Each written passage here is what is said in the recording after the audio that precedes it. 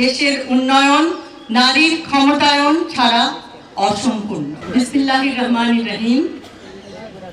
আজকের অনুষ্ঠানের সভাপতি, সম্মানিত সুধীমণ্ডলী, আসসালামু আলাইকুম। আজ প্রথমেই আমি পরম শ্রদ্ধা করে স্মরণ করছি শহীদ রাষ্ট্রপতি জিয়াউর রহমান এবং গণতন্ত্রের মা আপসহীন দেশনেত্রী বেগম খালেদা জিয়া। বাংলাদেশের 51% নারী। দেশ গঠনে তাই তাদের অংশগ্রহণ অপরিহার্য।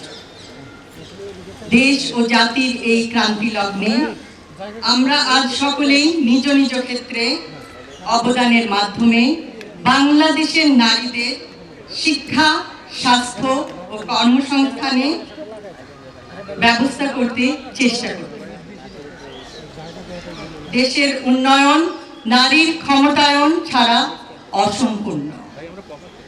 আজ আমার মনে পড়ছে বাংলাদেশের সেই অন্তঃসত্ত্বা মা বোনের কথা, যারা সন্তান জন্ম দেওয়ার সময় চিকিৎসার অভাবে অকালে ঝরে পড়ে।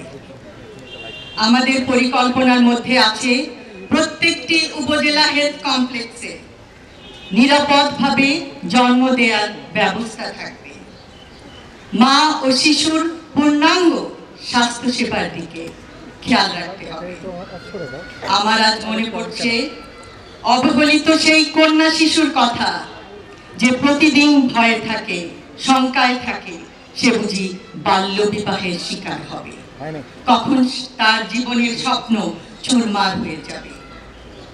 আমরা নিশ্চিতভাবে বলতে চাই, বিনামূল্যে শিক্ষা সম্প্রসারণ, মেয়েদের স্নাতকোত্তর পর্যন্ত শিক্ষা নিশ্চিত করা হবে। কোনো কন্যা শিশু আর মন খারাপ করে থাকবে না যে কখন তার সমস্ত স্বপ্ন চুরমার হয়ে পড়ে যাবে। আজ চিন্তা হচ্ছে সেই কর্মজীবী মহিলার কথা এবং কলেজ ইউনিভার্সিটির সেই ছাত্রীর কথা, যাকে প্রতিক্ষণ শিকার হতে হয় অস্বস্তিকর অন্যায় ব্যবহারে, যে স্বস্তিতে যাতায়াত করতে পারে না। হাজারো লক্ষ গার্মেন্টস কর্মী বোন, যাদের রাতের অন্ধকারে চলাচলে নেই নিরাপত্তা, তারাও চায় সচেতন মাতৃত্বকালীন ছুটি। আমরা নিশ্চিত করতে চাই তাদের সবেতন 6 মাসের মাতৃত্বকালীন ছুটি। আমরা নিশ্চিত করতে চাই নিরাপত্তা এবং তাদের সুরক্ষা, নিরাপদ আবাসন ও যাতায়াত ব্যবস্থা, কর্মস্থলে ডে কেয়ার সেন্টার। প্রত্যেকটি মা নিশ্চিন্তে তার কর্মস্থলে কাজ করতে পারবে।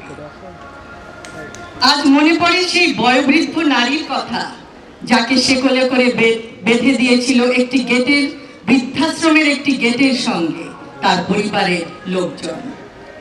সেই মায়ের প্রতি আমরা জানাতে চাই, পিতামাতার ভরণ পোষণ আইনের কার্যকর বাস্তবায়ন করা হবে। আজ মনে পড়ে সেই হতভাগা গৃহিণীর কথা, যিনি আত্মহত্যার পথ বেছে নেয়। কেন? কারণ ছেলে মেয়েদের তিনি অন্ন সংস্থান করতে পারেন না। আমরা নারী সাপোর্ট সেল গড়ে তুলব, উদ্যোক্তা নারীদের আর্থিক ও দক্ষতা সহায়তা প্রদান করব, আনুষ্ঠানিক অর্থনৈতিক খাতে নারী কর্মস্থান বৃদ্ধি করা হবে। সুপরিকল্পিত রাজনৈতিক পরিকল্পনার মাধ্যমে অবশ্যই সমস্যার সমাধান সম্ভব। আজ আমাদের বহু আলোচকবৃন্দ, আমার সহ আলোচকবৃন্দ বিভিন্ন সমস্যার কথা জানিয়েছেন এই এলাকার।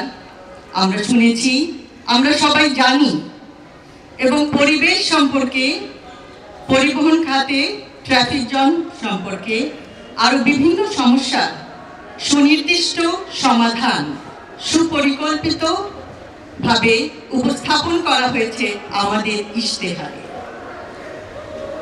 আমরা পরিশেষে এই আয়োজক কমিটির প্রত্যেকটি সদস্যকে জানাই আন্তরিক ধন্যবাদ।